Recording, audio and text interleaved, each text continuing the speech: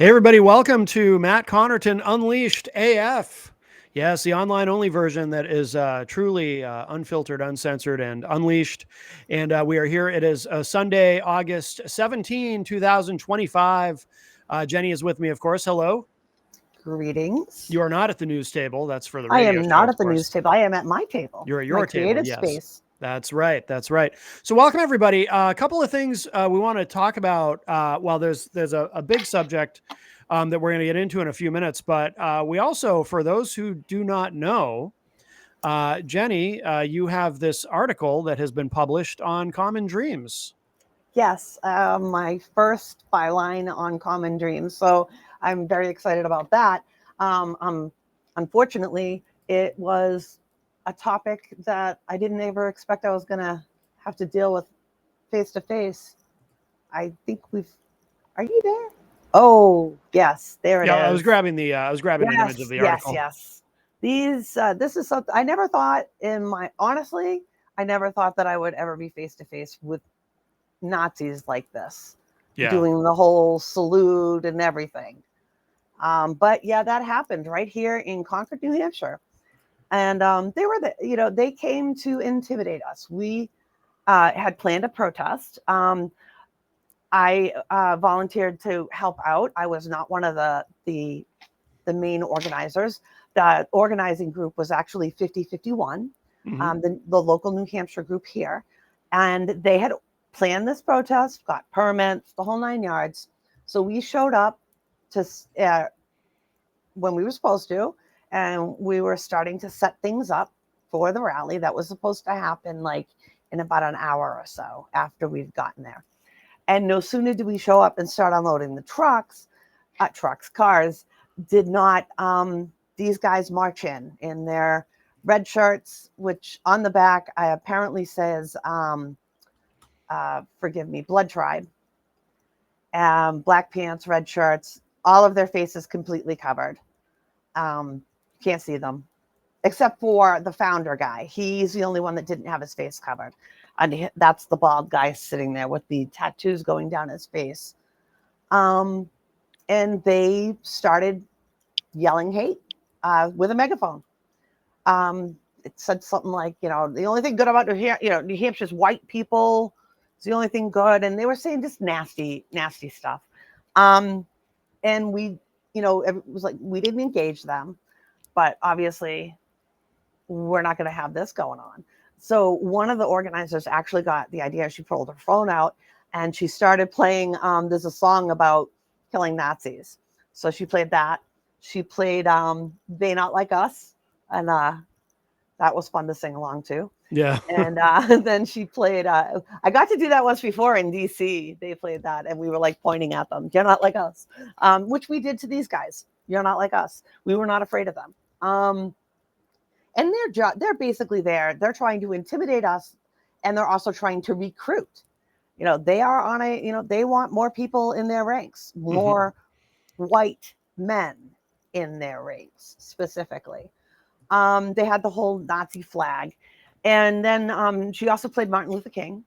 So she put her phone in front of a megaphone, and then I had my own amplifier, so I put that in front of the megaphone so we could amplify it even more.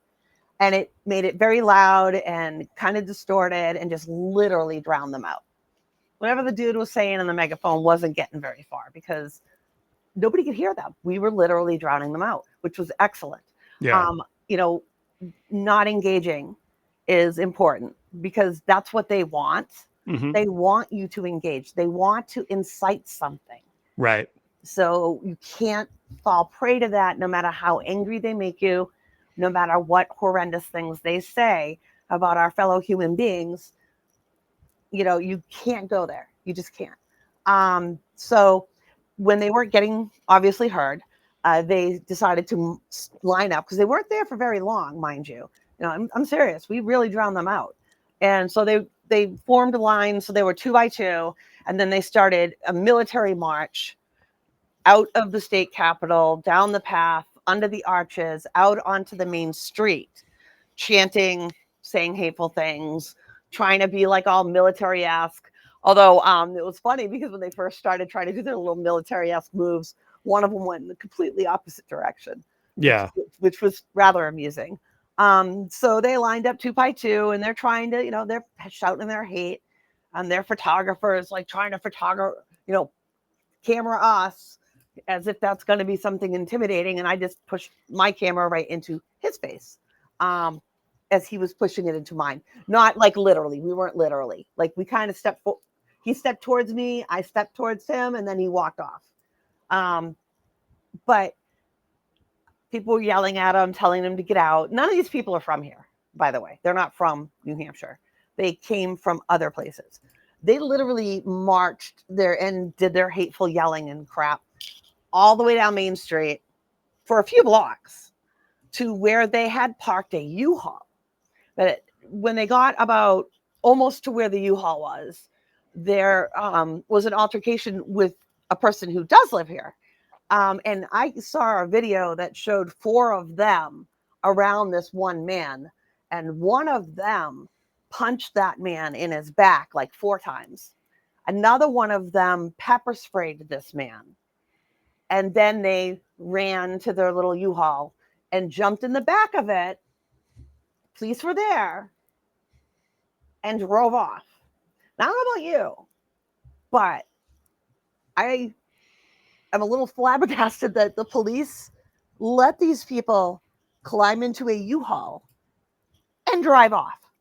Because I don't know, call me crazy, but I think if maybe they were a different group, or maybe if their tone was different, the cops would have been like, no, you don't get to drive off with human beings in the back of a U-Haul. That's illegal. But apparently in this instance, no. Maybe now it's possible the cops' thinking was, you know what? Let's just get them the hell out of here. So there's nothing more going on. Better to get them out of the situation. Maybe that was the case. However, there was an assault, and I want to know why they haven't been accountable for that. My understanding is that it is under investigation. I don't know enough more. I don't know enough to say anything more about the legal aspect of it. But as a citizen of New Hampshire, I served 2 terms in that house. And New Hampshire State House is the oldest state house in the country that still operates in its original chambers. Like our House and Senate still meet in the same exact place they did when the building was built, before the country was even a country, really, in a sense, when and there's a huge history with France and everything. There's really a rich history in New Hampshire when it comes to that stuff. And one of the things about New Hampshire is that we pride ourselves on being a place that everybody has a right to be heard. You'll hear that said in the New Hampshire House. If there starts to get too loud or something like that, the chair will say the member has a right to be heard. So do the people. And the people have a right to be heard. These guys have a right to free speech. They expressed it. We didn't inhibit that. We have the right of free speech to drown out hate. And that is how we chose to deal with it. And I think it was a very appropriate way. And I absolutely commend everybody. That was an excellent event. In the end, we had a wonderful protest. We had an excellent protest. And they didn't achieve their goal. We had to mention that picture is courtesy of Yes. Andrew Voorhees, by the way, our friend Andrew Voorhees, Yes. Who was recently with us on the Hanging Left podcast and on Matt Connarton Unleashed as well, on the radio version that we do on Saturdays at WMNH, and talking about the picture. And so they used his picture in the article. He is a photojournalist, and he took some excellent photographs, and I've seen other pieces of his work. Yeah. And he is an excellent photographer. I'm super happy to have met him and now have him among our ranks. Young man with a head on his shoulders. It's very good. He's very compassionate, and he wants to help make sure that he records what's going on, that nothing is done in the dark. And that's another big thing about New Hampshire. Politics shouldn't be in the dark. We're the only, I don't know if we're the only state, but I know we're rare in the sense that any bill that's introduced in the state of New Hampshire will go all the way through the process and will get a vote by the entire body. There's no such thing as a pocket veto. There's no such thing as a committee kill in that regard. Everything goes to the floor for a vote. So New Hampshire has a unique perspective in that way, and I like it, and I'm proud of it, and I'm proud to be a part of it. And I'm proud of the way the people of New Hampshire responded to these fools. And they all have their heads covered in these black socks. Yeah. Like they look like, can you look at these guys? They look like they're trying to rob a bank or something. Like, and they all have matching shades on. Well, they hide their matching identities belts, because they don't and want to little get black gloves. Oh, they don't want anybody to know what they really think at work? Why not? Why not? Why? Why aren't you proud of your belief? Why do you hide it? Right. That's my question. Well, that feeds into their victimhood, though. You know, True. because you'll often hear people who have their point of view. They'll talk about, and even people who don't have their point of view to that extreme talk about this. You know, there's a lot of white victimhood. Oh, you know, I as a white person, I'm so put upon. Poor me. You know, there's a lot of that in modern conservatism, and you know, so it feeds into that to them, because, you know, for them to take it to this extreme, they're the ultimate victims, right? You know, because that's what's really underneath this is a lot of weak. You know, they think they're strong and powerful because they're standing up against diversity and whatever, but they're actually very weak. These are the weakest of the weak. These people who hide their identities and spread hate because it comes from a place of deep insecurity. They feel threatened.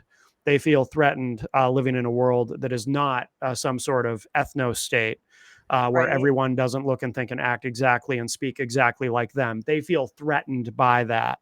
So this is their way of lashing out, and it's weakness at its absolute most pathetic degree. These people are beyond pathetic.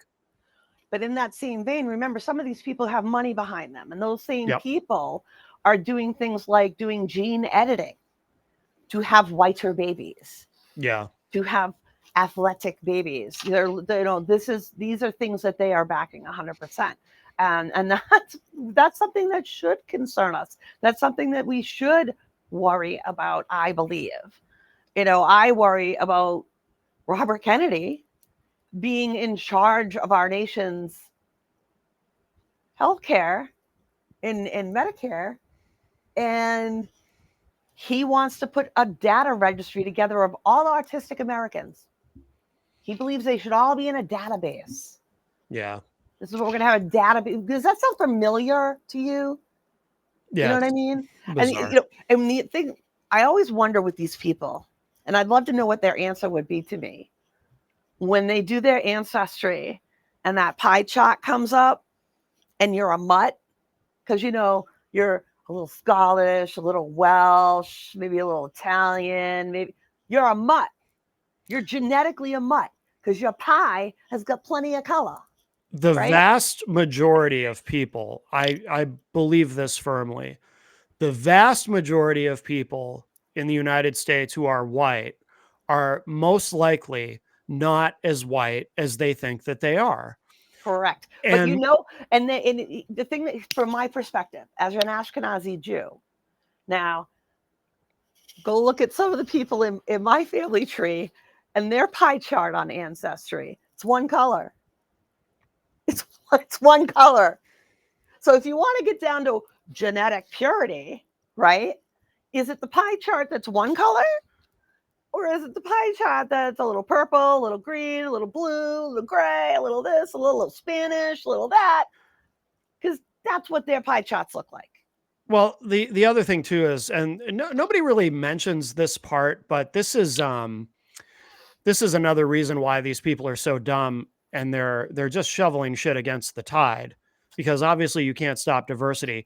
What you also cannot stop genetically is, you know, sometimes they've even used the phrase, like people like Tucker Carlson and Laura Ingraham, for example, have even gone as far as using the phrase "the browning of America." Yes. What you cannot, you can't stop it, but what you also cannot stop is in a broader sense, the browning of the global population. Here's the thing, and this is what these people don't get. There is an inevitability. This is just a simple fact. Humanity as a whole over time, and we won't see it. It'll be long after we're gone. But over time, the human race is going to continue to get darker and darker overall in a broad sense. You can't stop it. The reason being, whiteness, genetically, whiteness is a recessive trait. Light skin is a recessive trait. Dark skin is a dominant trait.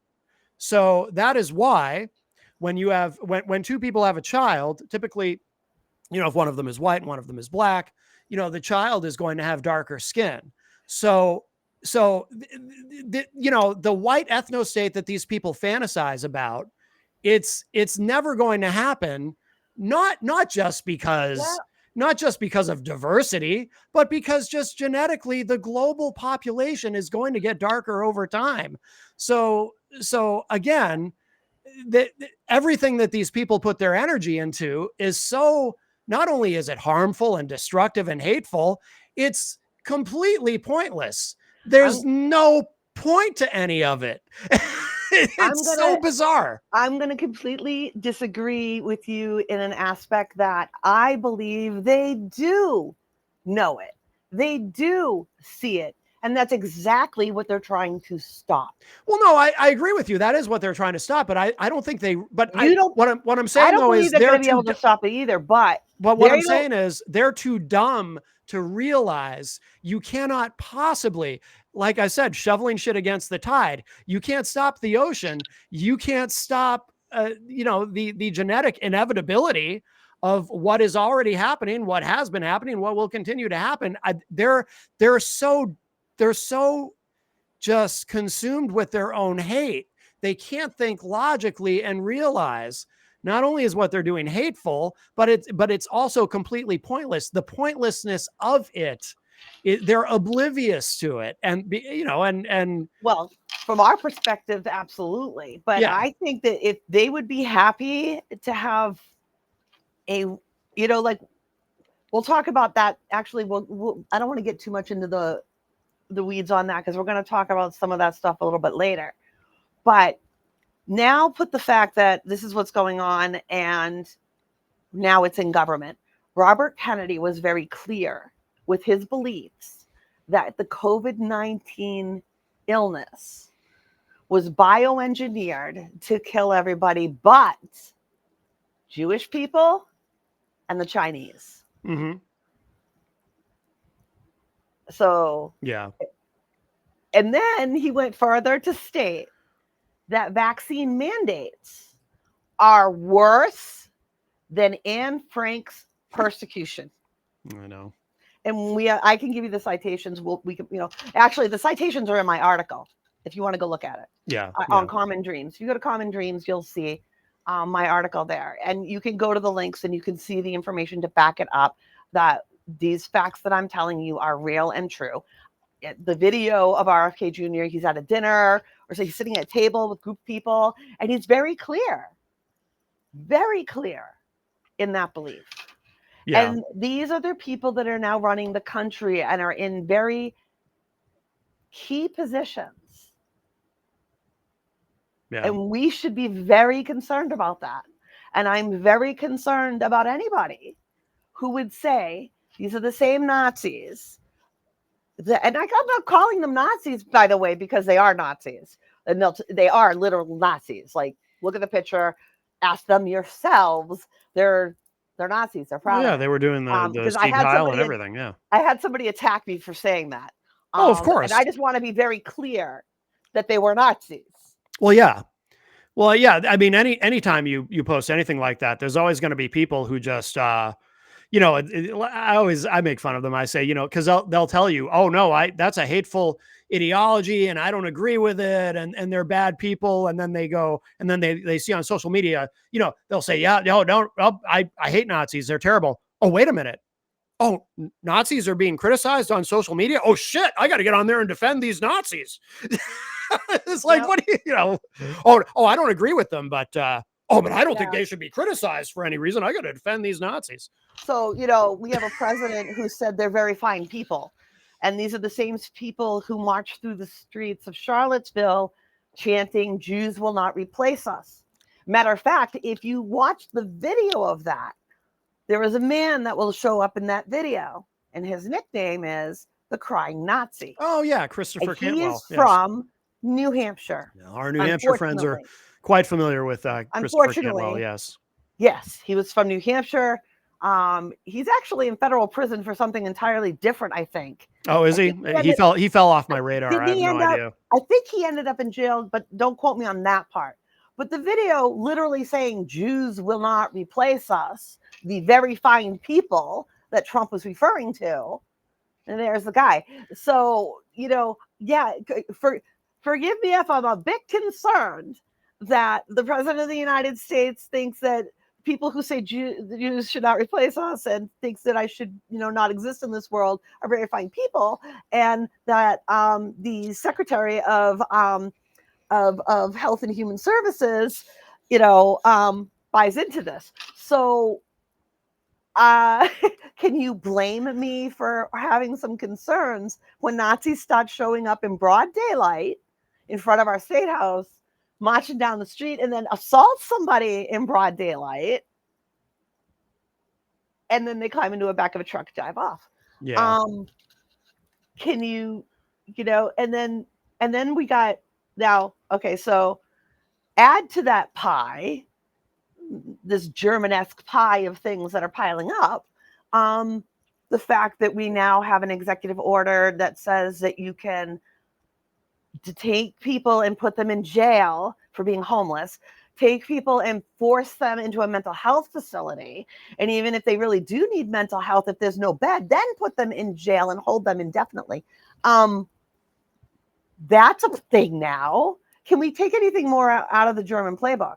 We're imprisoning people for being homeless. We're reinstitutionalizing people who have mental health issues rather than actually getting them the health care they need. To be fair, criminalizing poverty is not new.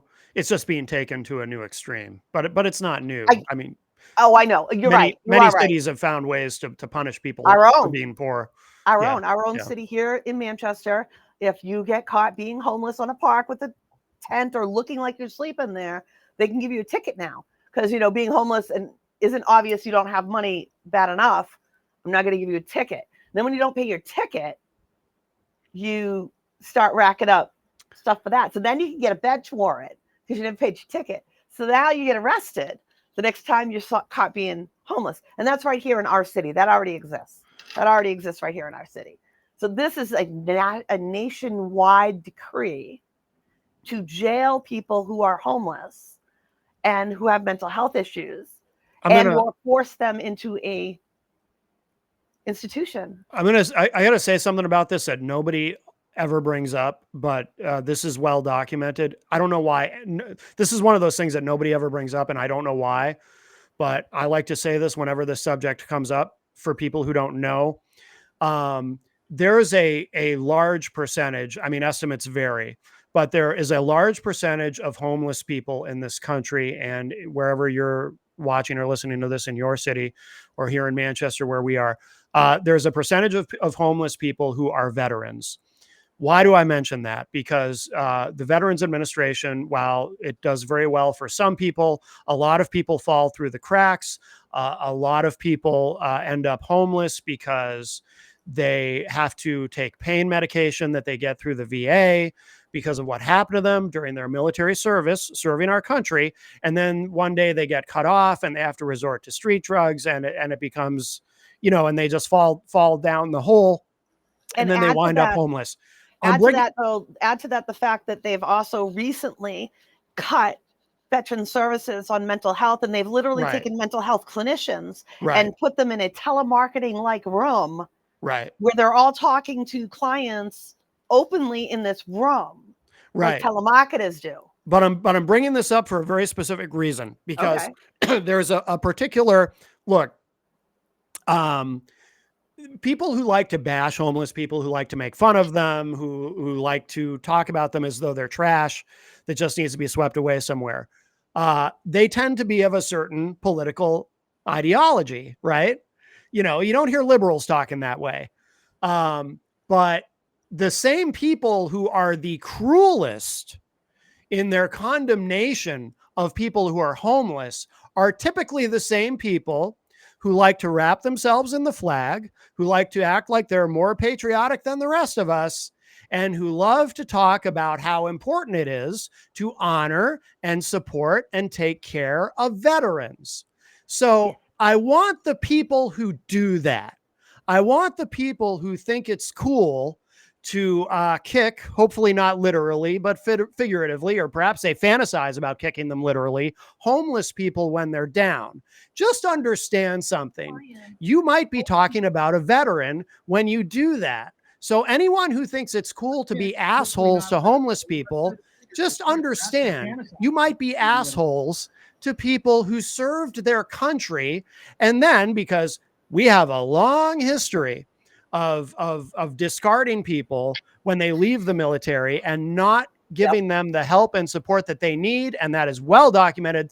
You can trace that all the way back to World War I, when our veterans were not given things and support and help that they were promised. So just understand, if you're a conservative who loves to wrap yourself in the flag and talk about how veterans are so important because the military is so important and we need to honor our veterans, and you would also just as soon spit on a homeless person as even acknowledge their existence or give them any sort of dignity, understand that you've got a conflict happening there, because that might very well be a veteran that you're doing that to. And I will say this every single time this subject comes up, because nobody ever says it, and I don't know why, but a lot of homeless people are veterans who fell through the cracks.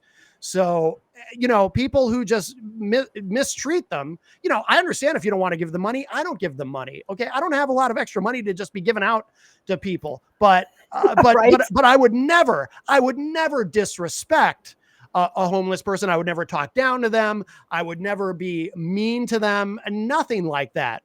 You know, I mean, unless they came at me for some reason. Being. Right. They're a human being.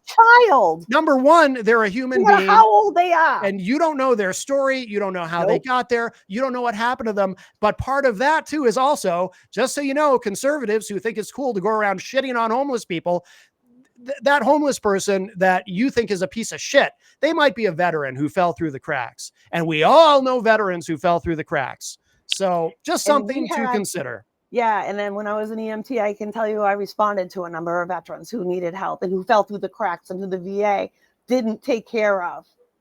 And they should have never ended up with me because they weren't being taken care of right by the VA. Yeah. But now put that into perspective too, even just locally right here, right? When the rents went crazy, we saw a 50% increase in homelessness in 1 year. But people's rent went up, not $50 or even $100. They went up $200, $300, $400, $500 all at once. Yeah. That's a whole new paycheck. Yeah. How do you keep your home?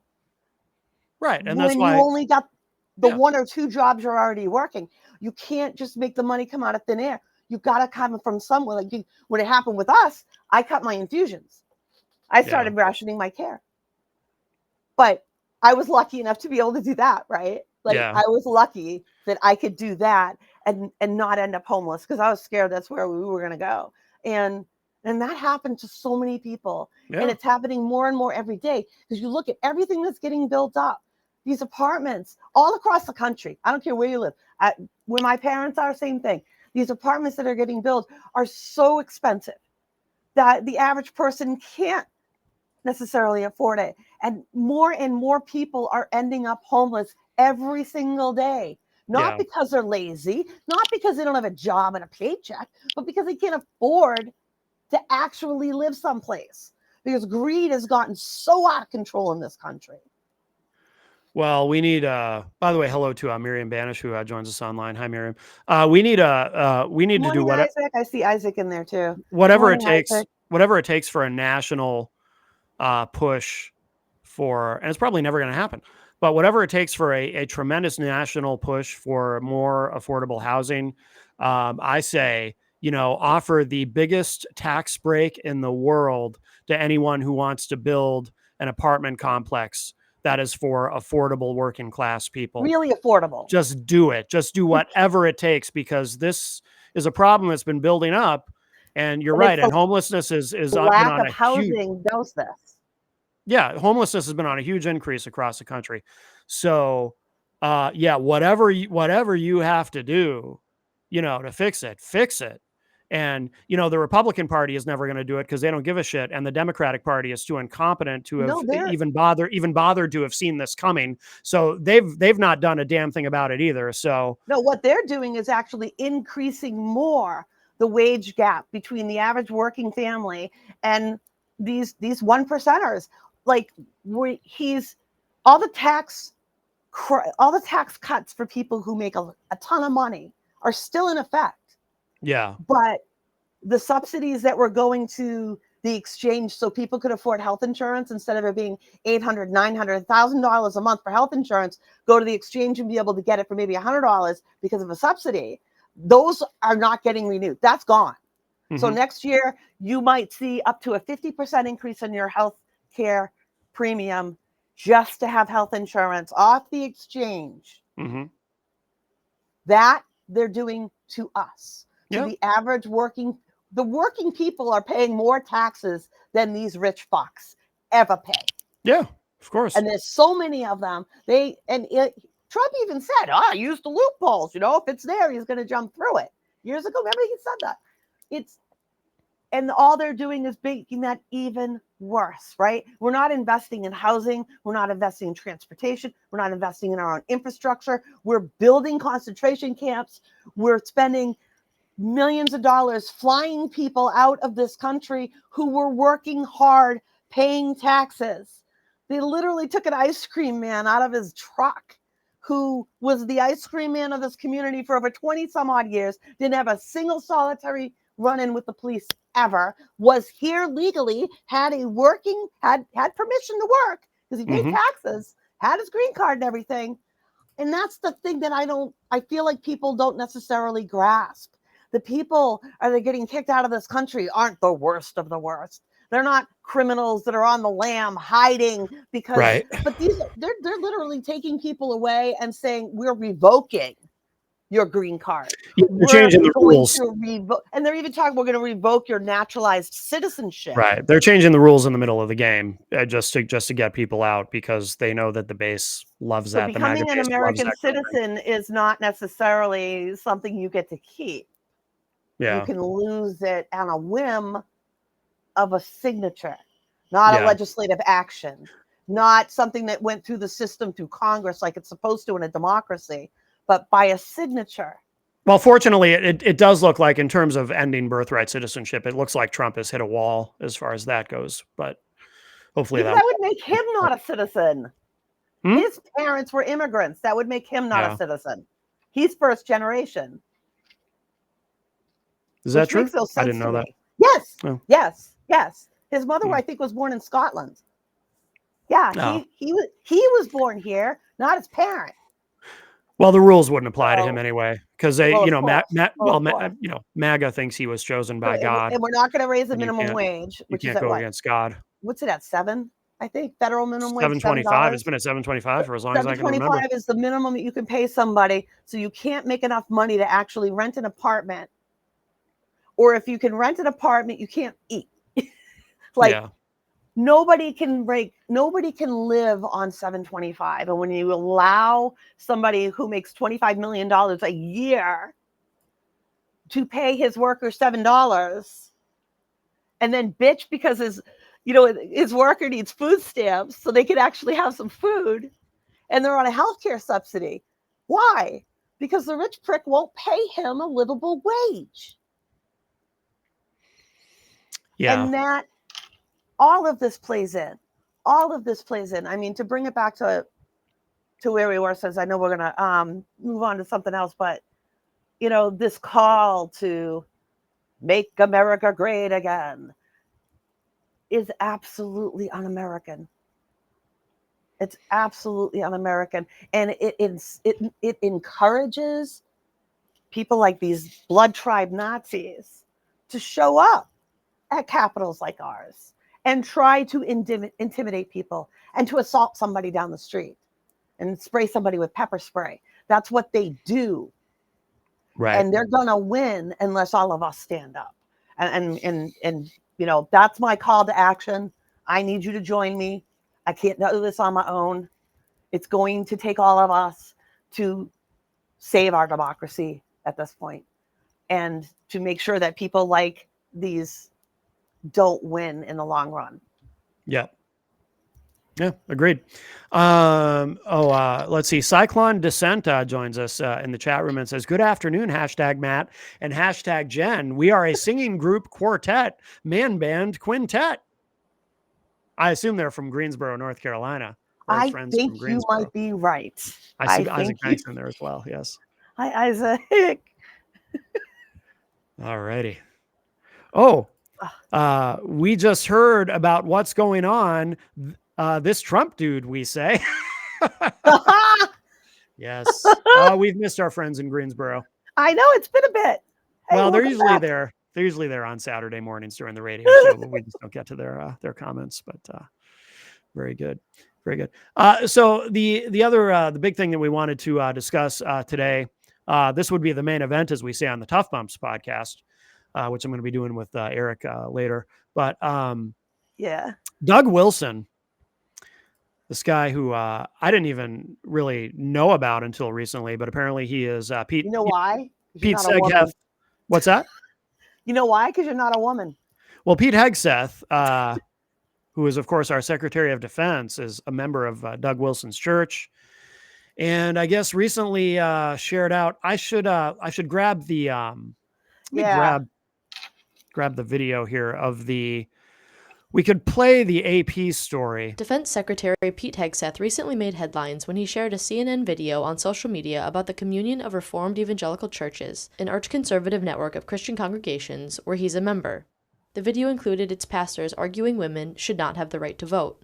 I was very grateful to him for doing that.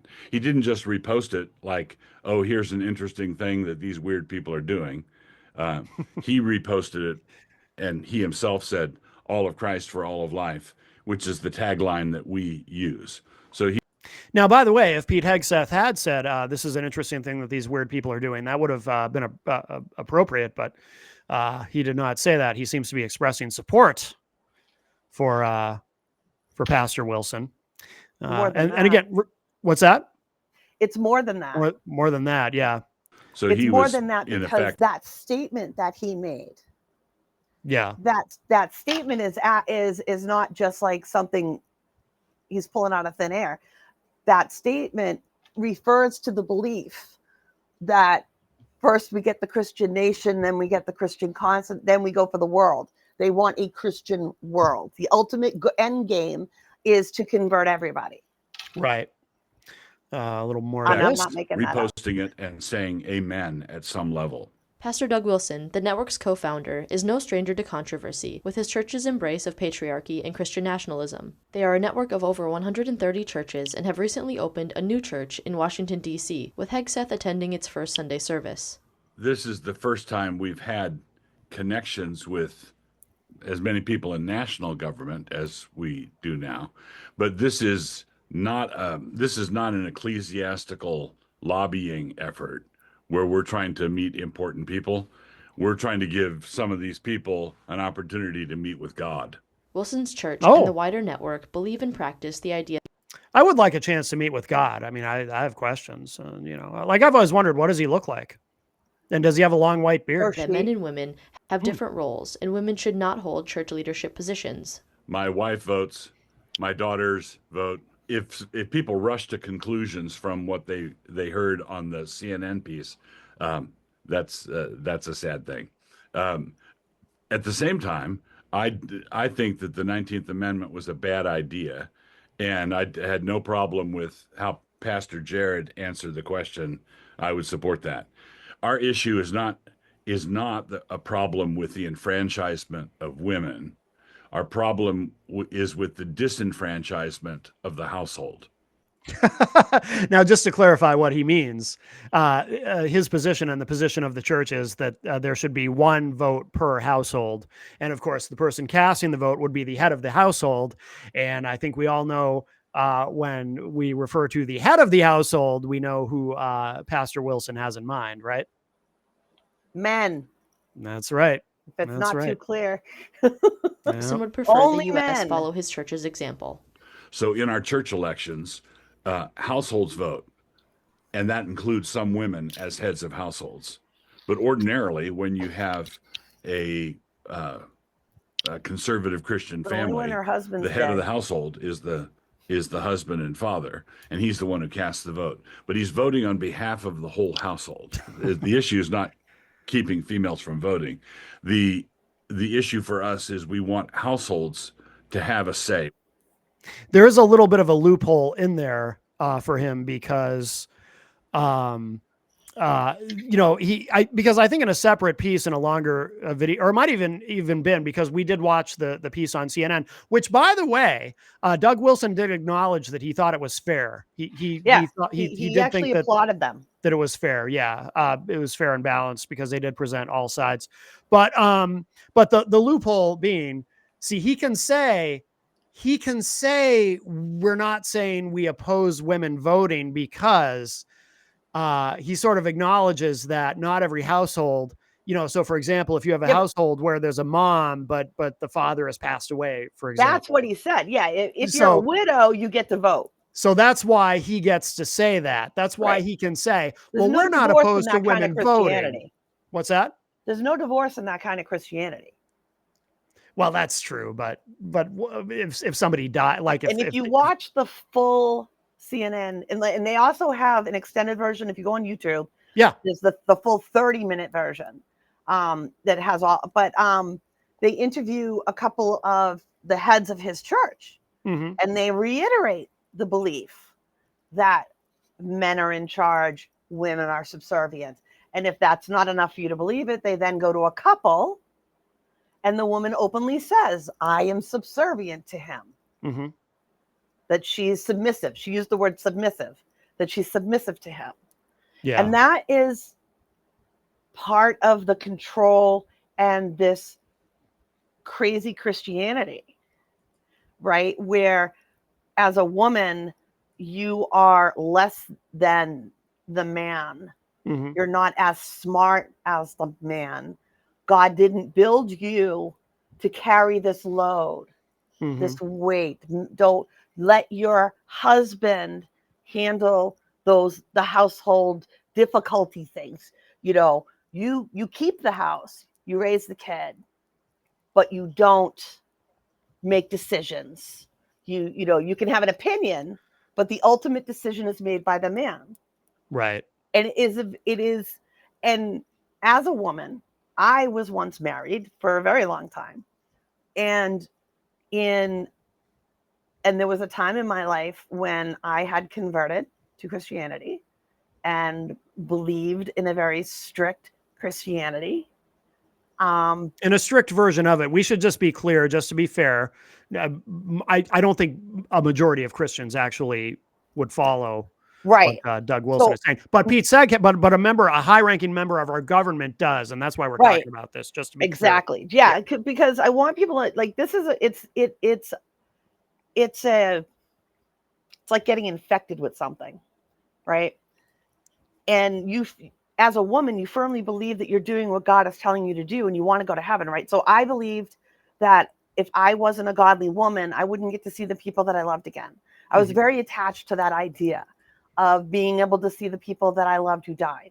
And the idea of that not being real was so devastating to me that the first time somebody really challenged me on it, I collapsed and just bawled my eyes out.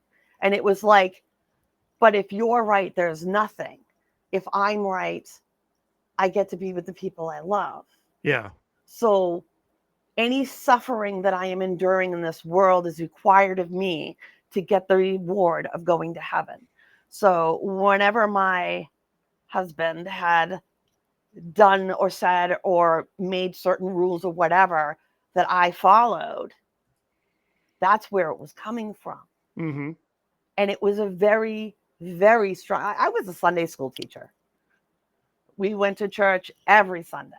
Yeah. I read the Bible. I had a women's study guides. I can remember I would volunteer at the Christian camps because I was an EMT. I would volunteer to be part of their medical staff. And I would bawl my eyes out peering over these books. Why don't I get it why can't I feel it like everybody else says? Yeah. Why is it because you wanted to believe, but it's hard to force yourself to believe. But why can't I feel what everybody else does? Why? And it's because there's something wrong with me. Yeah. Right. And that's powerful. Yeah. That's the most powerful thing in the world when you think about it. Like, if you upset this God, then you're going to burn in everlasting hell. You'll never see the people you love again. And I couldn't live with that at the time. Right. And I firmly believed that I may not know and understand why these things are written, but God has a reason. Right? Right. Well, they have, the Lord works in mysterious ways, which is kind of a catch-all explanation for everything, right? So this belief system exists in different ways. But now this situation has catapulted it. It came out of a belief in like Calvinism, and remember now, Doug created this shit. He's the founder of this. This is his own faith that he created within this church. And now he's got other locations, and they just opened one in DC. Yeah. To have one near the Capitol, and Hegseth has already gone there to go to church. Oh, Hegseth is all in with that church. Yeah. And Doug is very clear that the 19th Amendment, which is the woman's right to vote, should be repealed. Mm-hmm. Yeah.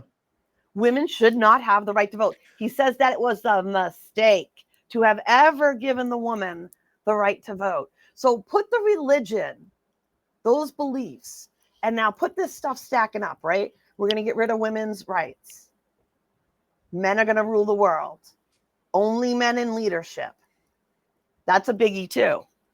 Mm-hmm. Oh yeah. And Hegseth is very big on that. He doesn't, you look, none of them have women in leadership because women are too weak, too stupid, fill in the blank. You're not as smart as a man. You can't do it. That's their opinion. We should, for anyone who, if you're not familiar with this guy, like I said, I was not familiar with this guy before. Got a couple other clips here that I can show that just kind of. So let us talk about women voting, shall we? Back in the bad old days, before the 19th Amendment, the men were considered to be the heads of their households and represented their families at the ballot box. So what happened when their wives were granted suffrage?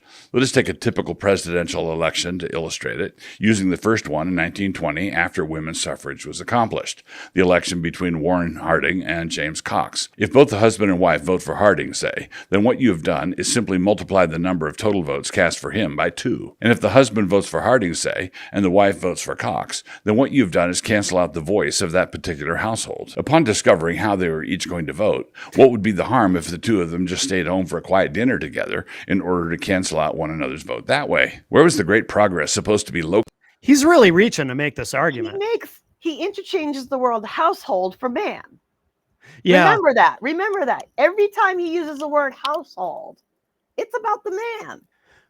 There's also a flaw in his logic. Well, here, let me play a little bit more of this. Because it's not like men who don't have families can't vote. Remember, household is bullshit. Right. Yeah, good point. But there's another flaw here. But let me just play a little bit more of this. To be located.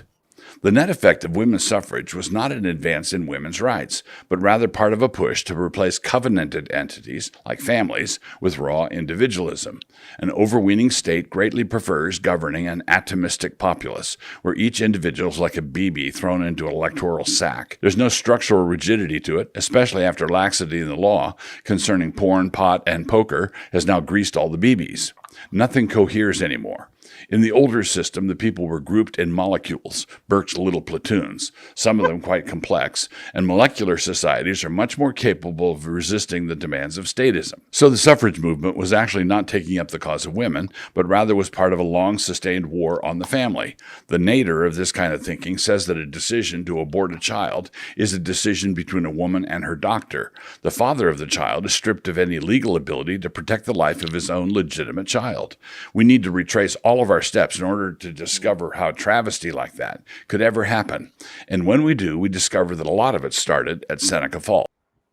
Now, the thing that I don't understand is about his logic. I mean, aside from obviously I disagree with his position, but there's something about how he gets there that I don't quite understand. So if you've got, because he uses this example, so if you've got two people in a household, if you've got a man and a woman who both vote the same way, you've effectively doubled the voting power of that household. Whereas if they vote, if the two households vote differently, then they've effectively canceled out each other's vote. Like, look, I'm not good at math, but why does any of that even matter? Because what if you have, the collection of votes that counts. But what if you have two people? Vote. If you have two people in a household, though, so if you have two people in a household and they both vote the same way and they both vote the way you want them to do, right? If you're a conservative and you've got a conservative couple and they both vote the same way, yes. Maybe you've doubled the voting power of that household, but in that case, that's a good thing, right? For you, if they voted the way you want them to vote. So it's kind of like, so for lack of a better way of putting it, I guess what I'm saying is in response to his argument about doubling the voting power of a household and whatnot, who fucking cares? In the end, what does it matter? It matters that women are having a power over a man. Well, that's the thing. Matters. But he's not presenting it that way. That woman's vote might cause the candidate that she likes to win. And if she's not going to obey her husband. Well, that's what he means. That word is important. But if that's not going to obey her right. husband, then she's killing his vote because she's not obeying him. But when she is obeying him, she's giving him an abundance.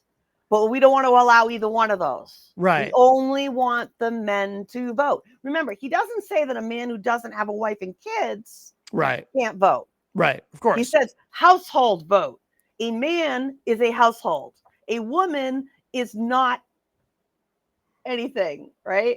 Unless she's under some man's roof, then she's part of his household. Yeah. The only exception to the rule is when a woman is allowed to be in her own head of household because her husband died. But you never divorce. Divorce is an absolute sin. And now, broaden this. So this is where we are, right? And now we have a faith office in the White House, Christianity only. We have a task force that is supposed to weed out any anti-Christian bias. Mm-hmm. And we have a religious liberty commission. These things didn't exist before Trump because we recognized that in this country. We saw it during the anti-Christian initiative, and we didn't have a woman in the White House under this faith office who, by the way, thinks she can move a hurricane with a stick. Oh, Paula White. Yeah, no, she's a lunatic. No, but I'm just saying though, like this isn't all new because we did see some of this to a small extent during the George W. Bush administration. Not like this. And that's not like this, no, but that's part of the reason why, because if you remember, conservatives. I kind of find it offensive that you would, because I feel like Bush is an entirely different Republican than Trump. Oh, sure. In a lot of ways. I don't think that the aspects of that are similar in any way. No, but I'm just saying, though, the roots of this did pre-exist Trump, because not actually. Well, really, yes, it did. You got to go back further than that. You got to go back to Nixon and Reagan because that's when we had prayer in schools. Oh, yeah. No, Reagan. Yeah. Well, we never had prayer in public school. But yes, we did. There was a push for it. There was always a push I had it. Oh, okay. I went to elementary school in the beginning of the day. We all did the Pledge of Allegiance. And then there was In prayer. Massachusetts? Yes. There was and a then there was prayer? prayer time, and the Jewish kids and the Jehovah's Witness kids were in the hallway. That and the really rest of them surprises me. were in the classroom. It didn't last long. That surprises me. It didn't No, last long, but that happened. okay. No, but I my very much point was, remember that. my point was though that there were, like, we saw a lot of this. The reason Christian conservatives, for example, they embraced W, but they never trusted his father. And the reason they never trusted his father is because Bush Sr. was resistant to the Christian right. He kept them at arm's length, whereas W embraced them. And he did have, I don't remember specifically, but he did have some faith-based initiative stuff going on during his administration. It was little piddly things. It wasn't anything that was going to amount to somebody getting in trouble or anything. These guys are actually literally out to get people because they have the power now. Oh, you're anti-Christian. I'm going to sue you for, like, this is where we're at right now. Yeah. Right. Oh yeah. And no, I'm just saying, we're though, not because supposed to have religion in government, period. I agree. And the discussion. Agreed. Because, and when you ask people, like, you know, I mean, this is the pastor that we're talking about is the kind of person who's leading these people that are doing these things. Yeah. Right. Who they want this country to have. What did he say? He wanted Jesus to be the head of the country, basically, was his thing. And he said that Muslim, what did he say about Islamic faith was, I don't know what he's, everybody else's faith is heresy, but their version of Christianity. Right. That's literally outside the Oval Office now, and that concerns me. And when you say you're going to go target people that you consider anti-Christian, what does that really look like? How is that going? And is there anything going on that we don't even know yet? Like, because this exists, we know it exists. What are they doing? Miriam Banish says in Texas, they had a moment of silence when she was there, 2003 to 2007. Yeah, I didn't know that was actively happening anywhere. I always hear Christian conservatives talk about that. Like, it's like a compromise. It's like, well, if you're not going to have prayer in school, how about a moment of silence? You didn't have that? You didn't have the moment of silence thing either? We had that afterwards. For I mean, we had that long time. We had Pledge of Allegiance, moment of silence, announcements. Just to clarify, though, so I went to a Catholic school, St. John's in Concord, from grade 2 to grade 8. Now, starting in 9th grade, I went to public school. It's possible there was some, I doubt it, though. But you missed it. I think you missed it because it was happening then. You're only a year younger than me. I doubt it was happening when this was happening. I doubt it was happening even in public school in New Hampshire, but it could have been. Maybe. It could have been, and I just missed it. It certainly wasn't happening because in 9th grade, I started going to public school, and there was nothing even approaching anything like that in public school in Concord when I was in public school. But there could have been something that I just was never exposed to. That's certainly possible. When I was in when we moved, one of the moves I had, what was it, 8th grade or 7th grade? Was it 7th? Oh, it's the 8th grade. I ended up in a school where I was one of only 2 Jewish kids in the school. It was an overcrowded school. Back then, the schools were packed, and we weren't on half-day sessions where they used to do this thing where they alternated the days, but you could only walk around the school in one direction because it was that full. It was that bad. And at Christmas time, I guess they had always traditionally just had like Christmas stuff up, but now that they had 2 Jewish kids, and I made an offhanded remark once about, gee, I see all the Christmas stuff. How come there's nothing for Hanukkah? And all of a sudden there was. And I was like the pariah. Yeah. Because, and then we did a Hanukkah song got added to the Christmas program, and they stopped calling it the Christmas thing not long after that and started calling it the fall concert or whatever, but it was called the Christmas, like it,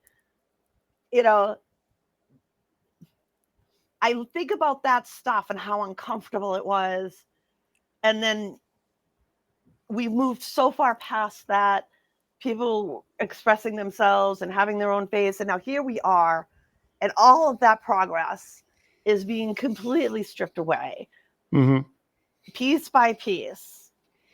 And I worry that this Christian nationalist, uber right wing is going to do irreparable harm that we can't undo. I mean, there's already so much going on. I mean, it's these belief systems that endorse the the belief that we should pull people out of their car because they look Mexican and find out if they're really if they're here legally or not. And that we as a society had a long time ago said nobody in law enforcement should be able to, what was the word? I'm word searching here. What was the word for it? When you highlight somebody, you're looking for a particular race. Profiling. Thank you. Yeah. Remember, that was a big deal. It was in the news, and they did away with racial profiling. We weren't going to allow that in law enforcement. Now we're encouraging it. Now we're encouraging it. And that certainly isn't going to affect the white Africana, but it sure as heck is going to affect anybody whose skin is slightly brown or anybody whose face looks slightly Asian. Miriam says in the chat room, my autistic kid had his hands held down on the table because he was fidgeting during a moment of silence. So I assume this was back in Texas. He wasn't making noise or hurting anyone or damaging property, and they basically used a form of restraint. Yeah. Yikes. Yep. Yeah. Exactly. And now that's being brought back up. I mean, you go further with Hegseth's belief system.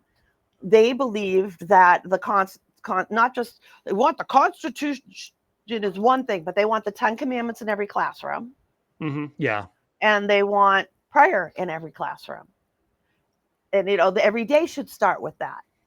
Every day should start with praising an idol and professing Christian belief.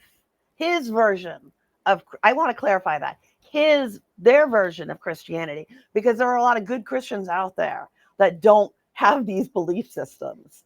Right.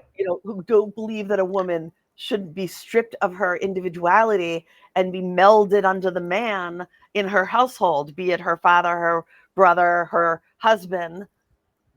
And these people are in decision-making positions now that are setting laws that are literally putting people in jail. Right. Or in concentration-style camps. Miriam said in the chat, if someone isn't raised with religion, how would they choose the right religion? Well, that's the fallacy of it all. That's the basic. That's the giant gaping logic hole in religion to begin with. And let me dive into that little hole and add to that. As somebody who wasn't raised in religion, I knew of things from different sides. It was very easy to fall prey to somebody who said, "This is the way, the truth, and the light." Yeah. Nobody gets to the Father by me. When somebody, is dearly beloved, he would say to us, Pastor Joel, dearly beloved. And I was 17 when I started going to that church. And this man convinced me that this is the way to go. Yeah. All the women wore dresses, never pants. In fact, I got seen in a pair of jeans and I felt shame. Mm-hmm. For being seen in jeans out in public. Yeah. Right? Because they made me feel that way. And the way the men carried themselves and the way the women carried themselves, especially. Yeah. As somebody who grew up with some serious issues and a really crazy ass bad childhood, and somebody who wasn't secure in her own femininity, to be around these women who are the ultimate feminine in skirts and frillies and only their wedding bands and maybe I don't think they wore any jewelry except the wedding band. That's the woman I'm supposed to be, and I'm not. What's wrong with me? My whole life was what's wrong with me? Why aren't I alike? Yeah. And that was such an easy prey right? I was really easy prey. And I ended up carrying those beliefs for most of my life. And my own thoughts would be pretty bad if I caught myself sinning. And now they're running the country and they're changing our classrooms and they want the Bible in the classroom and they want the 10 Commandments on the wall and they want Christianity to rule over everything, including our government. And anybody who's Hindu or a Muslim or a Jewish or atheist or anything other than his brand is demon possessed. That's what he said. Demon, that pastor, and you've got, I think we saw the video, and you guys, there's plenty of videos of this. Yeah, that might be the one. I don't, or it might have been, no, it might not be, because it was one I was watching without you, where he literally said, "What's wrong with the world is this demon possession." So and that's part of what's right. So Democrats are demons. Oh yeah. Woke ideology is Satan's stew. Right. That's what there's no more, people. I Democracy is people talking to each other. I have a family member who sends me text messages that say things like that. Yeah. And in the same text message, he'll criticize me for my ad hominem attacks on the right while he's calling me a demon rat and saying I believe in, and calling you a lot of other things. all this other stuff. Yeah, it's kind of funny. How one should talk to somebody you love is you're worthless. You're worthless. I do have one more video here of Pastor Wilson. I think we should grab this. Let's see, which one didn't I? Oh, this one I didn't play yet. Women are the kind of people that people come out of.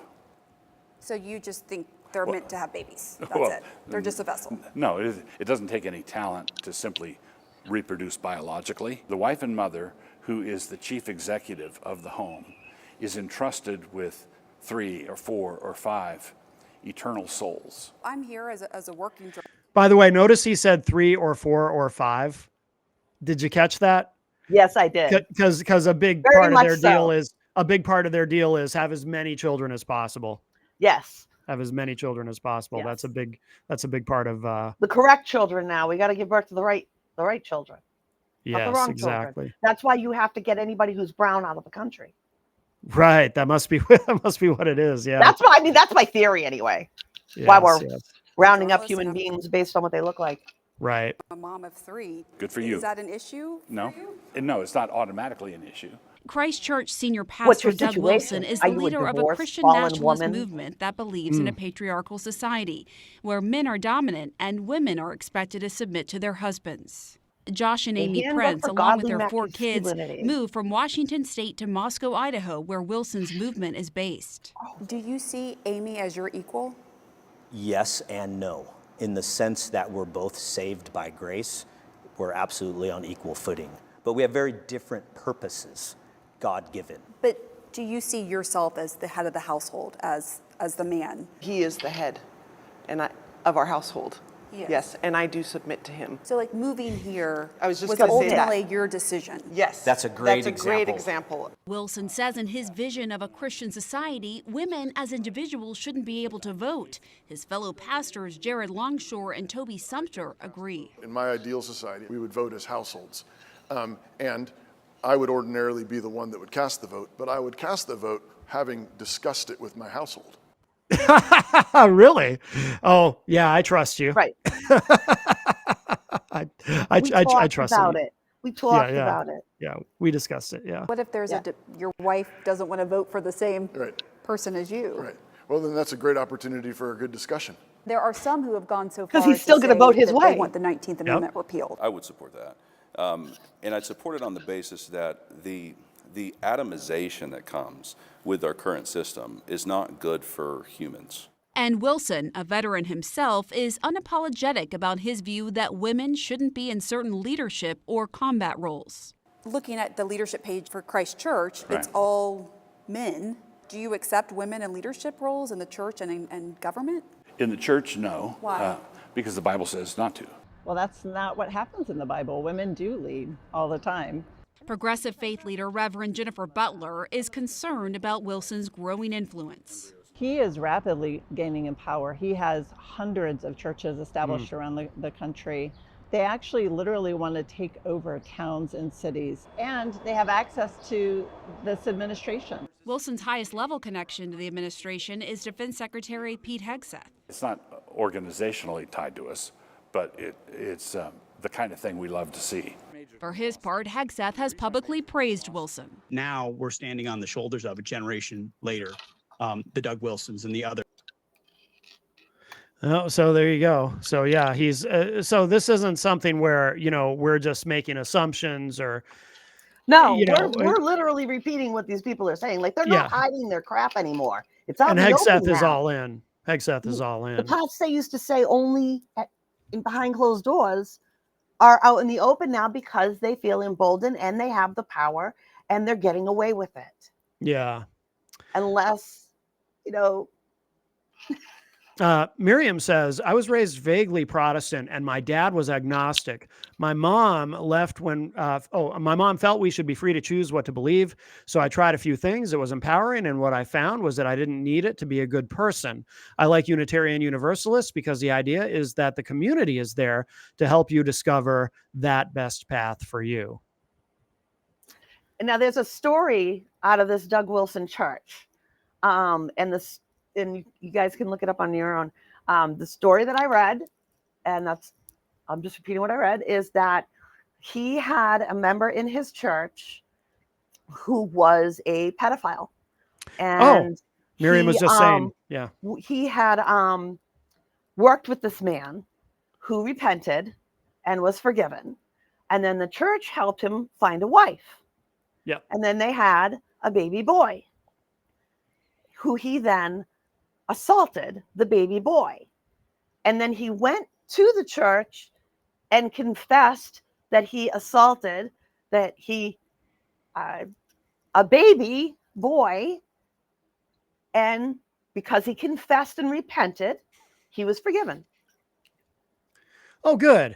So no need to get the law involved, obviously. Nah. Nothing to see here. Move along, along. He said he was sorry. Yeah, that's it. That's all you got to do. That's all you got to do. God, I'm sorry. You kill somebody. Yo, God. Oh, God, we were all good, right? Hey, sorry. Yeah, because so that's the belief. That's the belief. So this man, right? That this is the caliber of human.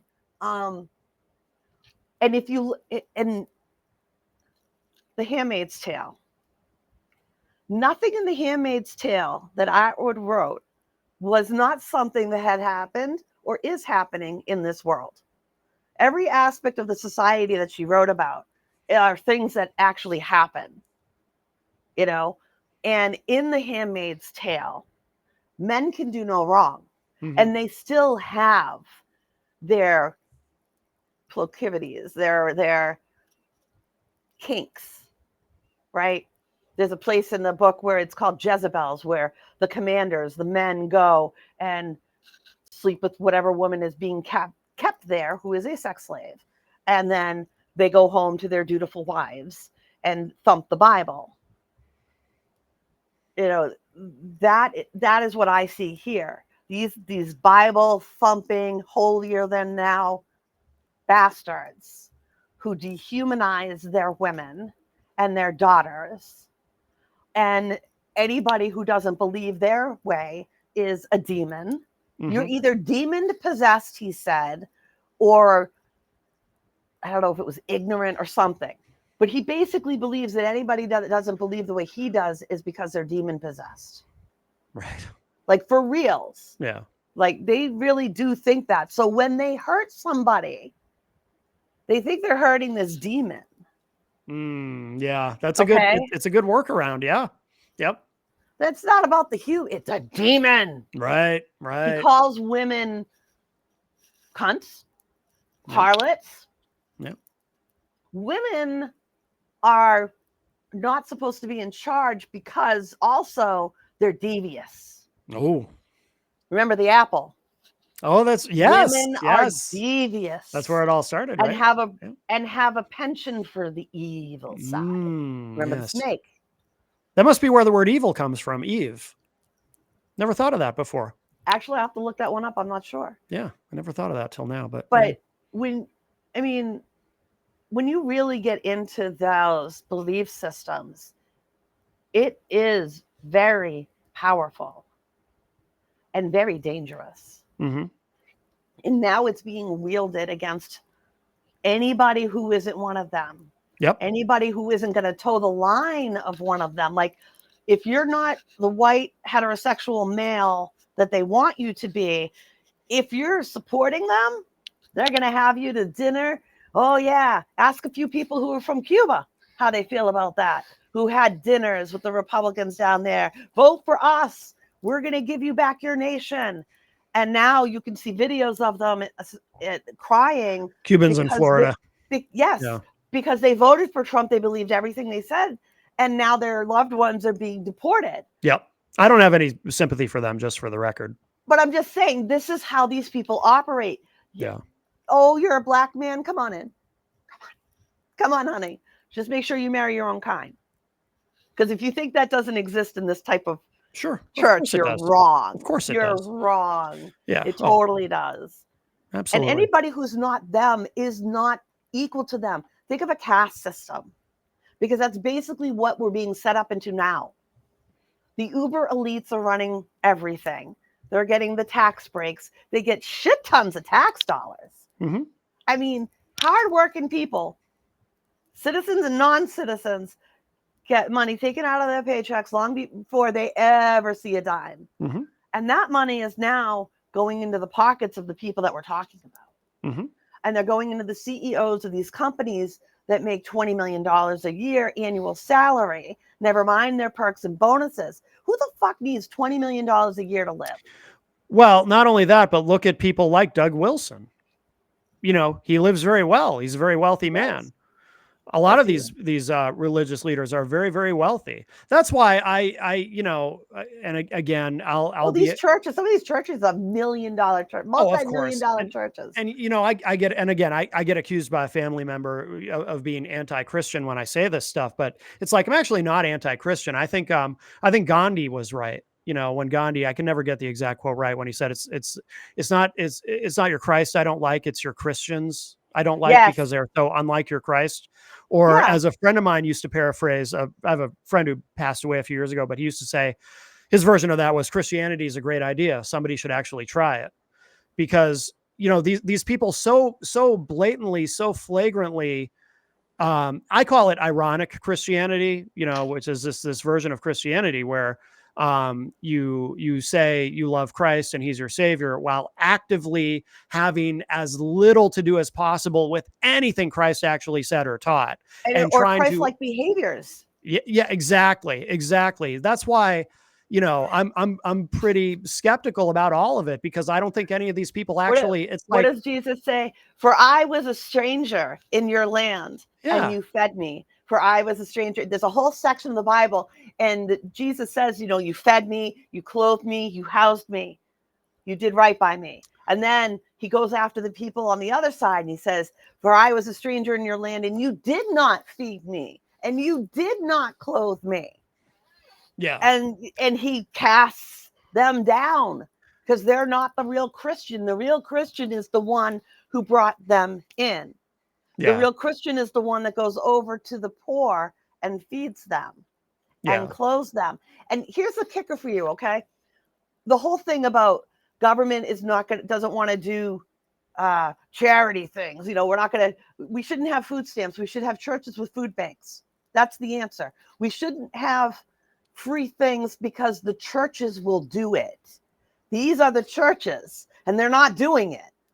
And so the same people who are saying the churches should be doing it are the same people who are the leaders in these churches who won't freaking do it. Right. They just want. Yeah. Sorry. I just wanted to say, to be fair, so when we talk about this, you know, we're talking about the churches that are obviously all about the money, or at least obvious to those of us who are looking at them with a critical eye. I just want to acknowledge that, you know, in communities all across the country, there are also small churches that actually do things for the community, like run soup kitchens and various charities and food drives 100%. And clothing drives and everything. So I want to acknowledge that too. I don't want to paint everybody with that. Yes. That there brush, are real. There are people who are actually, believe it or not, trying to do Christ's work in communities all across the country, and they need to be acknowledged and praised for that, because they're actually doing something good. So we don't want to paint with a broad brush, but we're talking about the charlatans who unfortunately are the ones who get all the media coverage, who are not doing Christ's work. Because my theory is they're atheists. I always say this about televangelists. There's no way they actually believe in God, because if they, like people like Paula White, themselves that they do. No, they convince. No. I don't think it's even that. I have a different theory about that. I know everyone says that, but I think they do. I think they're full on atheists. I'll tell you why. Because if there were any part of them that actually believed, wouldn't they be afraid of going to hell for what they do? I think they're atheists. No, because There's they are. No way. They are no. They believe in what they're saying. When I lived I don't years think ago, they I lived do. in Kentucky. Years ago, I lived in Yeah. Kentucky, and I worked in a real sweatshop, sewing factory. We made pajamas, and I had to like sew sleeves onto these shirts, and you had to look at your machine. If you were caught looking at somebody else, you'd get yelled at in front of everybody and threatened with getting fired. No talking, nothing. Like there were multiple times that Friday would roll around and they'd tell us that the bank screwed something up and our paychecks weren't there, or you'd go to the bank to cash your paycheck and it would bounce. There wouldn't be any money left in the account if you didn't get there fast enough to get your paycheck. But every Friday at 3 p.m., we were to shut our machines off and they would play Original Sin Doctrine sermons over the speakers. And if you didn't want to listen to it, you were supposed to go back to work. But if you turned your machine on and went back to work, somebody would yell at you that they couldn't hear the sermon. Right. These seem holier than, and they believed. Oh, did they believe, Lord? I understand that. But they come out of the office and literally, Yeah, there was one day they came out of the office and said to me, the reason we weren't getting paid was because the fax machine messed up the numbers when they sent it. Yeah. So I told them I knew how a fax machine worked, and I went home with my paycheck. And I was told that I was to say nothing or I would be fired, and so would my husband. But these are the same people here. These guys make so much money off of the faithful, but they believe wholeheartedly that God wants them to do this. God wants them to have these things. Just to clarify, though, they're having for the hard work that they're doing. It's called prosperity gospel. But what I'm just saying, I'm talking about the people at the very top, like Kenneth Copeland, Paula White, Joel Osteen. I personally, Paula White believes in the shit she spews? No. That's what I'm saying. I believe that they don't believe at all. I'm saying this is purely a business for them. I'm surprised by that. I'm surprised that you say that. Did I say what? That you don't think they're real believers. You're surprised? No, I don't. I don't think. I am. Right. That's what I'm. Yeah, I don't think Paula White believes in God. I do believe she does. I do think she's a true believer. I think she so believes that she's been chosen by this power that if she gets a stinging in her foot, it's God's telling her something. No. Yeah, it's a business. It's a business to them. It's a business to them. They know. I will agree to disagree with you. I mean, who knows? Who knows? I don't know. I don't know what goes on in their brains or in their hearts. But no, I don't. That's always been my theory. I'm talking about the really rich televangelists like Paula White, Joel Osteen. I don't think they actually believe that. Church. I don't think that they actually believe that there's a deity who's going to judge them when they die. Because if they actually believed that, wouldn't they be afraid to do what they do? And this, I don't know. All right, let me say, I lived in Kentucky for 3 years. Yeah. And you want to talk about uber Christian. Sure. Like these people are Christians you've never met. No, but that's not who I'm talking about. But that's what I disagree with you there. These people are those people. They are those believers that carry it like a badge of courage, and they truly believe there's something magical inside them. When that woman stands out there praying and she believes that God is going to give her the strength to move a hurricane with a stick while she's speaking in tongues. No. Yes. Oh, yes. She knows it's a con. It's she's a con woman. No. She knows. They believe that shit lock, stock, and barrel. They'll fight you over it. They'll kill you. My my father-in-law threatened to shoot me. He was going to threaten to kill me. Sure. He actually, but I'm talking about. He accused me of doing witchcraft, lighting hot. Yeah. No, I understand that. But I'm talking about the people in their mansions. I've met these people. I've met some of these people who have a shit ton of money, and they justify it. I know. 100% prosperity gospel. It. I'm talking about the people at the very top, though. They believe. Oh no, I think they believe it. I think they're firm believers. I don't think you think Joel Osteen actually believes as a God who's going to judge him when he dies. Yes. No way. Yes. No way. But he doesn't believe God's going to judge him poorly. They don't fear judgment. You got to understand something too, honey. A lot of these people believe that once in grace, always in grace. Once you're saved, you're always saved. No matter Right, what sin you commit. which gives you a perpetual get out of jail free card. Whatever sin you Right. commit, you I are know. always in grace. And I if know. you don't believe 100% in that, you believe that once you repent, you're fine. As long as you ask God for forgiveness, you go to heaven.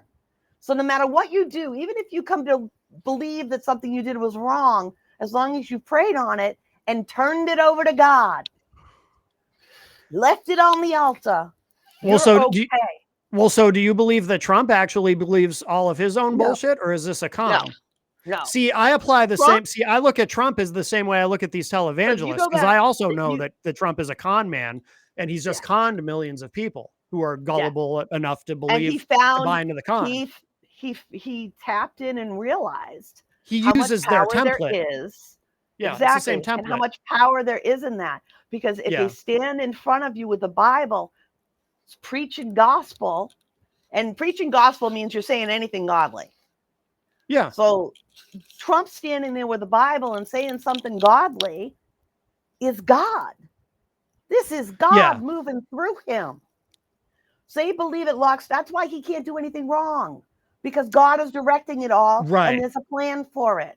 They believe he was chosen by Trust God, no in matter the Lord, how horrible. only he knows what he. Yeah. You cannot understand the wonders of the Lord. Right. You have to put your faith and trust in it. And that's why MAGA people, no matter Trump what, wanted to win. He wanted to win. He also wanted to stay out of jail, and he Of saw course. that these people latched on, and he realized that if he gave them the Christianity they were looking for, they'd be in like crazy all over him. And that's exactly what's happened. All he does is give them what they want, and they're happy, and he 100%. keeps them, and he keeps their support and their favoritism and all of that. And that's all he cares about. I don't think he knows shit about the freaking Bible. Anybody who stands there and goes 2 Corinthians has never read the fucking Bible, because you don't even know how it works.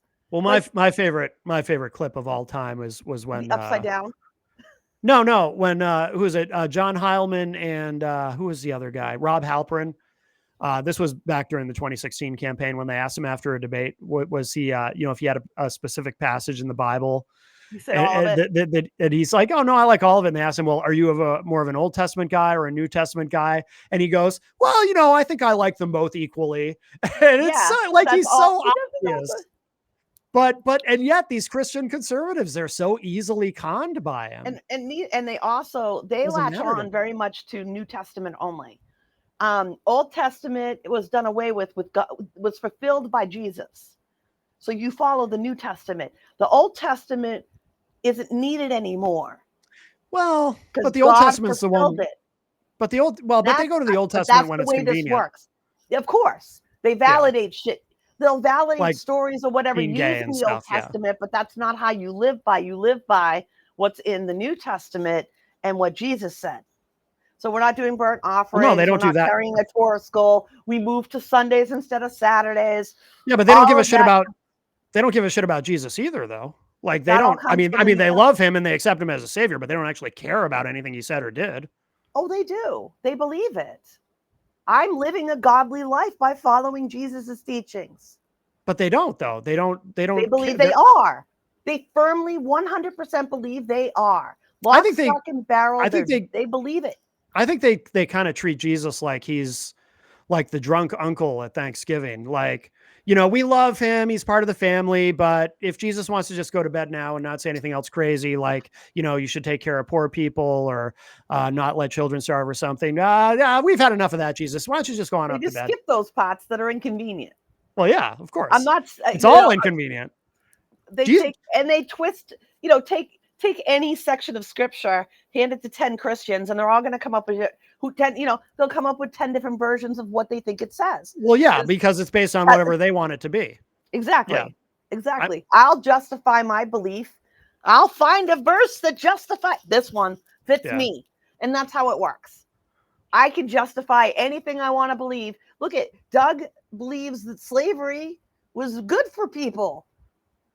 Doug Wilson is the one that said slavery was good for people. That's a common narrative among his ilk. Yeah. Yeah. And they believe that shit. And they justify it biblically because you're supposed to be good to your slaves. It's in the Bible. They were good Christians. They were good to their slaves. See? Yeah. That's real. These people, like I'm telling you, these people will kill you for their belief. That's how strong the belief is. It is 100%. And everything you do becomes for God. For God. It's that marching order. And and they justify it. I believe that the vast majority of the fuckers think they're doing the right thing under their faith. But Trump is doing money.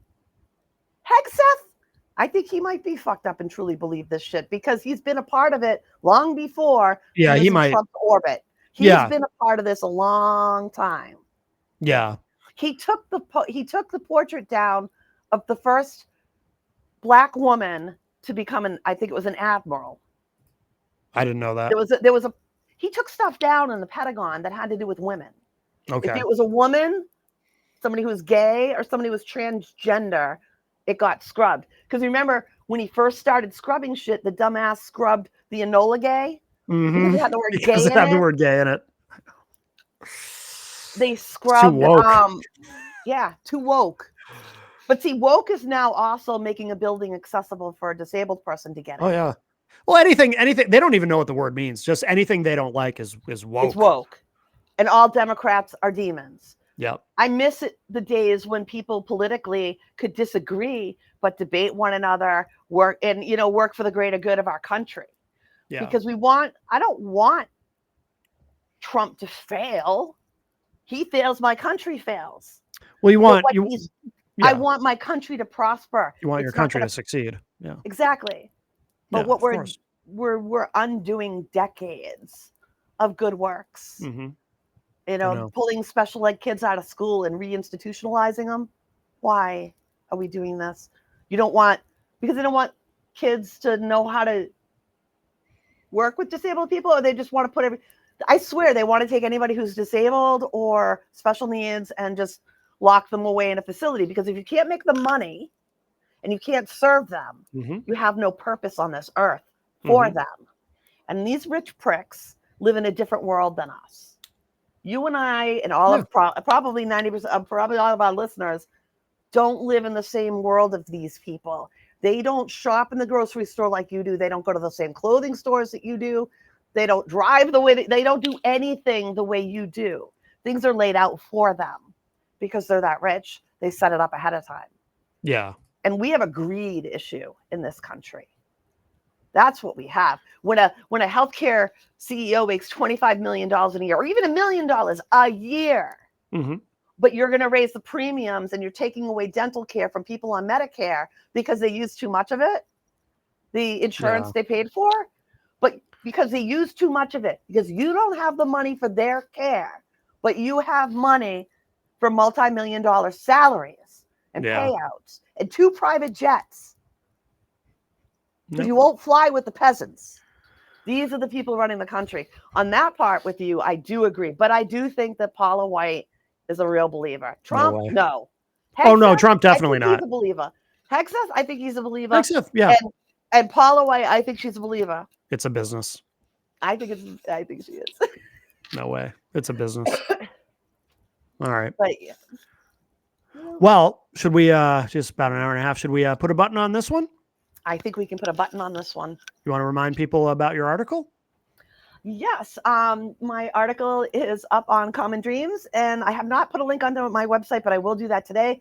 Please go to my website, which is jenncoffey.com, JENNCOFFEY.com. If you can see the screen, it's right there. And feel free to hit me up privately if you got a question, a concern, or anything you want to talk about. Check it out. Back at you.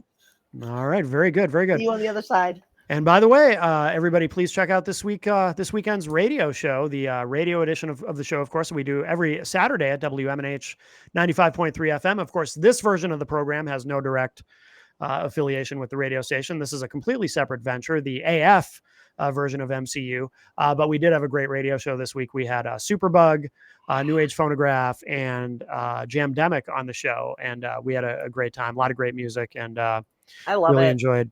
We are so spoiled and privileged to get to hear all the music that we get to. Oh, by the way, a new name in the chat room, Carolyn Poole, who says, keep on keeping on, guys. Thank hi, you. Carolyn. Someone you know. Excellent. Actually, yes. Somebody close to my heart from my childhood. Oh, very good. Very good. And if you want to keep up with what I'm doing, you can go to mattconnerton.com and you can get the, this will also, for those of you who joined us on the live stream, thank you. And for everyone else, this will, of course, be in the podcast feed as well. So please subscribe to Matt Connarton Unleashed on your podcasting platform of choice. And and if you are watching this live, I'll be back tonight at 6 p.m. with Eric Pilcher for Tough Bumps. That is the plan. Got some wrestling going on. That's right. That's right. All right. I guess that's going to do it for us for now. We'll talk to you all a little bit later. Bye, everybody. Bye-bye.